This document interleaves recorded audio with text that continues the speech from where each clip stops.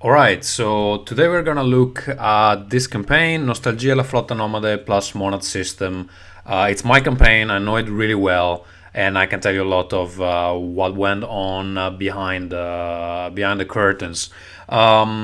It's in Italian, but this doesn't matter because the principles that we followed are the same of international campaigns, so I can explain as we go. I think the best way to proceed is that we go through the whole campaign. We check every section, and I will leave some comments on what worked and what didn't. So of course. One of the first things that you see in the campaign when it's over is that you get this header that is not there in the beginning, and you have to put like a picture that represents the campaign. And we have here this creature. Just to be clear, the campaign is to fund 2 books, one 2 RPG tabletop RPG books. One is a system book, the MONAD system, and the other one, Nostalgia la Flotta Nomade. That means the Nomad Fleet, Nostalgia the Nomad Fleet. It's the first setting for the generic rule set, and it's a science fiction thing. Yeah, here you have a little description, and you can put a button here that drives your the people that come to the Kickstarter page after the campaign is over somewhere else. In this case, we have Acquista, that means just buy it, because it sends you to the web store and you can buy it right there. The campaign was created by Hive Division. It's a company of friends. They helped us with the fulfillment for various reasons that I will not go into right now, but it was basically for efficiency. The company that makes the game is the Word Anvil, which is the one that I run. All right, so the first thing that you see usually in the campaign is the campaign video, and here I will maybe play just the very beginning of it. I'll take away the audio so we don't have any problem. This is a very long video. It's 6 minutes 28 seconds, and it starts showing some pictures from Nostalgia, the science fiction setting. And to get you into the mood, and so you can kind of understand what you're gonna buy. After that, we go actually after I explain the setting a bit, I go into the system and try to explain what's cool about the system. To be honest, if I had to do this video today, I wouldn't do it in the same way because it's just too long, and it could. I think it would have been more efficient if I split it into 2. One just to get you into the mood, and the other one somewhere in the body of the campaign to actually explain in more details what is the system and what's special about it. Right now, I feel that most of the people didn't watch until the end. 6 minutes 28 is very long, and definitely I would suggest splitting this video. I see that a lot of campaigns don't even really talk about the campaign themselves in the video. They just want to give you like the mood of the game, and then if you want to know more, you can read the campaign or you can watch some more in-depth videos, but you don't need to do everything in there. Of course, I wanted to show my face just to show like there's a real person behind this, but yeah, you either keep it shorter or you split it. When it comes to the money we raised 8,911 euros here, which is more or less, I would say, $10,000. And then we got a couple thousand more through backer kit. This might not sound so impressive, but at the time when this campaign was run, you have to keep in mind this game is published in Italian only. This was the highest grossing tabletop RPG campaign that didn't have an English translation for a tabletop RPG, so in Italian, and I was really proud of the result, because nobody knew about us before. We did build some small community beforehand, but basically we were nobodies, and people really liked what they saw, and the project looked professional, so they trusted us. Going down, I will show you that how many tiers we had. I think it's 12 in total, and again, they were a bit too many because some of them didn't get many backers, and we can check them. So the first one is just about getting the PDF of the system, and it's €5. The second one is to get just the PDF of the setting. Of course, this is a complicated project to promote because we had 2 books and you could buy both of them or either. So it's slightly more complex than usual, and probably a better approach would be to just do one thing at a time, but that was our option back then, and we went that way. So for 20 you get like the printed book of the system. For 22 you get all the PDF. For 35 you get the physical edition of the setting. The difference in prices justify, you will see why later. With 50 you get both book printed and all the PDFs, plus of course the stretch goals. And for 59 you also get special dice that we printed for the occasion. This was like the early bird. When it comes to early bird, I think it was super. In the beginning I wasn't sure if I wanted to put them, but it was a very good idea to have them, and I especially like the version of them that is time-based. So I think we had the first 48 hours. You could get this deluxe bundle, and it doesn't matter how many people back for that specific tier. If they do it within the first 38 hours, then they get it.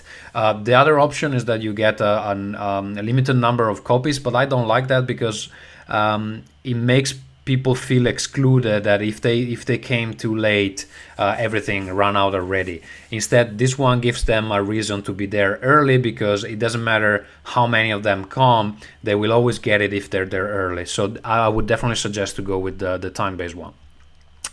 And then we had this one was the same as this, just not early bird, so it was €3 more, which I would imagine is something like $4 or $5 more.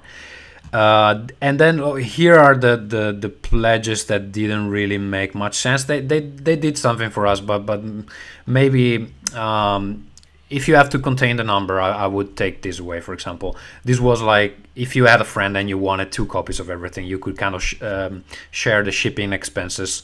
And this one was you could get 4 copies of everything. We did get, like here it shows 0 backers. But we did get some after campaign pledges for these 2. This is like 4 copies of the system. This is 4 copies of the setting, and this is 4 copies of everything. We did get something after the campaign ended out of this, but I would actually keep only this one, which was the most profitable also, and the one that offered the best discount for backers. So the other 2 weren't really worth it. Going back, I would like to show you, this is something that wasn't there in the beginning of the campaign. This is contacts, and this is latest updates. So especially this contacts section here, you need to put it up just before your Kickstarter campaign ends, because afterwards the only thing that you have to redirect backers somewhere else is this button here, which is definitely not enough, because here we had links to our Facebook page, to the Facebook groups where you can discuss the system and the setting, the Twitter, our sign up for our newsletter, and the website. Of course, you can have this scattered around the campaign body, but it's really useful to have it here at the top as a very quick reference for people that come to the page and want to know more, and they know the campaign is over. They just want to know where to go. So this is something you need to remember to put up just before publishing your just before the Kickstarter ends. Here is something because the campaign page started to become really long, and I felt that people would kind of miss stuff. So I put like the last 5 updates during the campaign were always at the top, and if you missed one, you could see, okay, there's something new here. Another good thing to put up during the campaign is how many stretch goals have been unlocked and how many social achievements have been unlocked. This gives the impression that there's a lot of value in the campaign, and if you come late, you can see, hey, if I back now, I also get all this stuff. And I know some campaigns just put it at the bottom, but then you need to trust that people will just scroll down until they see what extras they get. But here is very clear, you get 11 of these, 7 of these, a lot of extra stuff. And when it comes to that, well, I have some comment about it, but let's check it later. So the first section here just tells the story of the setting, which was our most premium book, if you want, because it was A4 format, full color, ended up being 350 pages. In the campaign, I think we promised 200, but it became almost double. And it has these beautiful illustrations that we commissioned to very talented artists. So this one is the book of the setting. This is clearly a mock-up. I thought that it would look really sleek, and of course at the moment when we did the campaign we were still writing the thing, so there wasn't really an easy way to show a prototype. We did print a prototype before shipping, but that was actually for an event, and it was like a early version, and I would suggest that you work with mock-ups because they look a lot better, and if you trust that you can kind of deliver that kind of stuff. And actually if you see the final book, it's exactly like this, so there's no lie there. There again, we are explaining more stuff about the setting, and more stuff about the book. What will you find inside? What were the inspirations? More art because it was awesome, so we just wanted to show it. There was we wanted to show, okay, actually we are not bullshitting you, this is what you're gonna get. And here we had an example of layout that you could download and check out. So we had our graphic designer did an early test of more or less how this thing could look, and we had a few pages that you could download. Here we present, of course, this being tabletop RPGs, the characters are going to be really important, and we wanted to tell what's special about this game. How are the people that you're gonna impersonate gonna be different from I don't know, Dungeons and Dragons or some other role-play game, right? So we went into a lot of details. This is, I have to say, we encountered this problem even later. This is a setting that everybody who reads or plays really love, but it's difficult to explain. There's a lot of stuff that is not canon, let's say. This is nothing like Star Wars, it's nothing like Star Trek. There's a lot of explaining to do, and that's why we went into so much detail during the campaign. Of course, this made the campaign very long, which is also a downside of it. And even now, when we are talking with people at events, we need to get into this very long conversation explaining what's special about this world and what's special about the game. And after they hear all the spiel, usually they're very into it. But it takes a bit to explain everything, and that is definitely a downside of the product. And you might want to have something that actually has a bit more familiarity if you want to make sure that people understand it right away. Here we posted, this is a video we recorded before the Kickstarter, and I put like some friends together, and we recorded a game around the table. And the idea was, hey, this is not just on paper. You can actually play this, and this is more or less the kind of adventures you're gonna have. It's not a great recording, but it is a recording, and I mean, like the game that we're playing here also became official material later, so you can kind of reuse this stuff in several ways. Here we wanted to stress how cool the art would be, and you can see it here. So we were showing, we had a lot of important artists. We had Mack that work on Star Trek, work on The Strain, Heroes Reborn, Just Cause, Next Machina, Battleborn. Then we had Axel Torvenius, art director of Machine Games. He worked on Wolfenstein, The Darkness, Riddick, etc. Hugo Solis, which is an illustrator for D&D, Pathfinder, and then Daniel Comerci, which is our graphic designer and illustrator. He's worked on many Italian RPGs, and is one of I would dare to say is one of the best artists out there, and all around great graphic designer. And then after all this stuff, we start to talk about the system.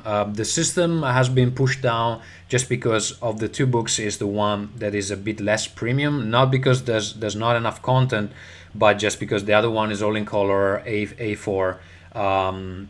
This one has a smaller book, is A5, and it's all black and white. You can see here we explain, okay, what's special about the system, and what are the inspirations, and how it is gonna be playing with the system. Like, so we have some examples here. And here I have another video that I recorded with some other friends where they create one setting, because the system has a system where you can create your own setting. Of course, it's a generic universal system.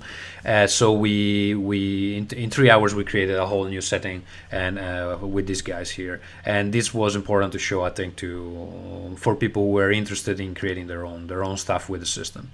And then, well, we go into something. We want to show, okay, what kind of art you're going to find inside. And we had two illustrators here, Luca Bonazzoli, which is part of the team of the Word Anvil, and Daniel Comerci, which also worked on this Nostalgia. So even here, used mock-ups, but the final product looks exactly the same. And again, you can download a sample. Here there are some testimonials, people that had the chance to check the beta of the system or the PDF of the system before it came out, and I think it was really good to put some quotes from people that are not us, just to show that hey, this stuff actually is cool and we are not the only ones saying it. And here's more videos of people, interviews and discussions we had about the system with several podcasters and people that YouTubers that make video about RPGs. This is our own video. We have our own podcast. I think we go into more details of the Kickstarter campaign, but this is just in Italian, so maybe might not be very useful for you. Here we have like a chart to clarify what would you get with all the different tiers. I realized our offer was slightly too complicated, so we kind of needed this just to make sure that people understood what they were getting.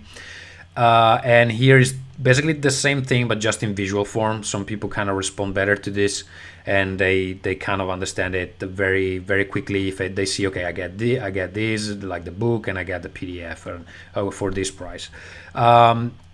You don't have to do it, but it makes things a lot easier for people when they need to pick, especially if there are a lot of options. As you can see here, one is called Super Late Special because we did add this one later on in the cycle. It didn't do very much for us, so probably not worth it. Stretch goal. Here's where we did some mistakes, I think, because we were very excited about this. We had many ideas for stretch goals. And one problem was that I wanted to have that almost every day there's something new. There's a reason to check the campaign. There's a reason to be excited about the project. And I mean, the intention was really good. We did make the mistake of pricing some of the stretch goals too little. and we ended up unlocking a lot of stuff. We delivered 95% of them. There's only, I think, one left. It's one that there's a short story that we still have to deliver 1 year after, and there's an adventure we still have to deliver. They are in the pipeline, but it took us a long time to fulfill all this stuff. So while it is exciting for backers to have something to unlock every day, because it's more free stuff, right? You need to consider how much work it will actually take you. And actually, our biggest mistake, it's not a mistake, like it became an official product, but it costed us a lot more than we expected. It's the last stretch goal, which kind of puts together some of the previous stretch goal into a printed book. So you would get, if you were backing, you would get also an extra printed book. What happened is that while we delivered the core rewards in time, which I think is kind of rare for Kickstarters, we hoped that we could also put this inside the shipment, but this took a lot. I don't know. I think it took like 4 or 5 months more to be ready. So what happened is that we had to do 2 waves of shipping. And just shipping the extra stretch goal that we unlocked at the very, I think this was unlocked at the last day or 2 days from the end of the campaign. Just to ship this, it costed us 1,000 euros more in shipping because we didn't manage to put it into the first wave.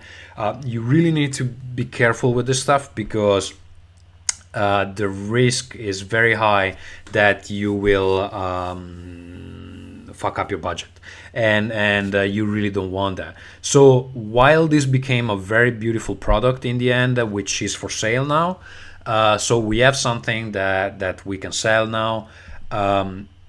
We didn't consider that it would take another wave of shipping. This will be one of the biggest problem you will face if you add too many stretch goals, that you might not be able to deliver them on time, and then they might need more and more shipping. Of course, the digital rewards are much easier, but for the physical ones, you need to pay extra attention. Social achievements. These were a bit like smaller achievements you would get. For example, a PDF. The system uses cards, so we had like extra cards that you could download as PDF, or extra PDF with an example of creating a setting and things like that. This went fairly well. They were unlocked at like the way we were unlocking them. For example, this one were unlocked according to the number of backers. These were unlocked according to the percentage of the goal that we would reach. And these were unlocked according to how many Facebook Live we would get, subscribers to the mailing list, etc. One thing you need to keep in mind is that as you can see here, there are like these progression bars. And the important thing here is that you need to kind of update these every day. And it's a lot of work. So make it easy for yourself. This wasn't maybe the best way to do it, but it was kind of working because I could create a Photoshop file and kind of just have 2 rectangles here and stretch the one that is like the bar loading every day. But every morning I was checking, okay, how many Facebook likes do we have today? How many subscribers do we have? And you have to keep track of everything. So if you find a better way to do it, maybe we will look at it when the course, the crowdfunding course on WritingBold Academy will be available. We will look at ways to do it, and then maybe even checking other campaigns how they do it. This worked, but it's a lot of work. And here we have, because of course when you look at this, there's just like a headline, and there's just a headline, and you might not completely understand what is this stretch goal. So here we went into more details of what exactly you're gonna get. As you can see, this campaign is extremely long. A lot of this stuff was text before, but Kickstarter has a limit of characters, so I had to turn it into pictures at some point. And also at the time, I don't know if they still have it, but at the time there was a bug where it kind of, even if I removed some text, it kind of counted it as the text was there. So I kept removing text, and keep limiting. I was hitting all the time the character limit, and I couldn't figure it out. But yeah, it was a bug. Hopefully it has been resolved. At the very end, we had add-ons, so you could add stuff to your pledge. As you can see, this stuff is really a lot of text. If I had to do it today, I would keep it a lot shorter. Shipping expenses. So what we put here were just estimates, and we said, okay, you are gonna pay for shipping during the backer kit. There are two reasons to do this. First of all, actually there are more reasons. First of all, you can keep the price of the tiers lower, and this, for perception, this is really important. Second, you do not know what are the shipping rates when you're gonna ship. You can estimate them now, but they might be different in 6 months. So you need to be extra careful for that, because there is where you're gonna lose money. And also there was this thing that in the backer kit people could add more things, so we wanted to make sure that they would pay the right amount of expenses. This shipping thing is kind of a nightmare, so I highly recommend that you make the most accurate shipping estimate during the campaign, but make people pay when you are actually 100% sure of what it's gonna cost you. Also, because there's one thing that you need to consider. At the time, we didn't know how heavy were the books, and until they're printed, you do not know. You can kind of take another book and say, okay, more or less this is gonna be it, but the prices can change wildly. So make sure you make an estimate here. You can promise your backers, I'm gonna do whatever I can to keep this low, but I have no control on those prices, so we're gonna charge them later. Of course, in the risk and challenges part, we told them, okay, listen, this is our first campaign, but we're working with professionals, and several people that are working with us have done this before, so we think we have the right information to not fuck it up, and I think we didn't. People were very happy. We had a satisfaction rate that was something about 95% or 98%, which is really good for the first campaign. FIQ, I couldn't fit everything in the campaign page, so I added some questions here. These are not questions that people really ask, but these were questions I wanted to answer just in case somebody asked them during the campaign, so I could always direct them here. And I mean, like, sometimes I do check FIQs in other campaigns, so it's good to have something there, and if people ask, you can always add more. These you need to prepare beforehand, because for some reason you cannot add them before the campaign is online. This is something weird about Kickstarter. I'm not sure why they did. And finally, during the campaign, we posted a lot of updates. I think it was one every 3 days, and we were discussing aspects of the setting, some special mechanics in the system, and we did also live streaming and things like that. The most important thing that I want to show you here is that in the space of basically a bit more, 1.5 years, we released 52 updates. I think this is a very good amount, because I want to keep people informed, both if things are going bad or if they're going good. Luckily they're going good, and also these become very important afterwards when you have shipped most of your stuff, because you can tell people, hey, we also have a new product now. If you want, you can take a look, or you can pre-order it. And so this is a very good way to keep your community informed. Then if they don't want to read it, they don't read it, but you can say, okay, well, I sent all the information, and you can read them on Kickstarter. So this is the overview of our campaign, and hopefully this was useful for you, and I gave you some ideas on how to do things. Thanks for following, and subscribe to the channel.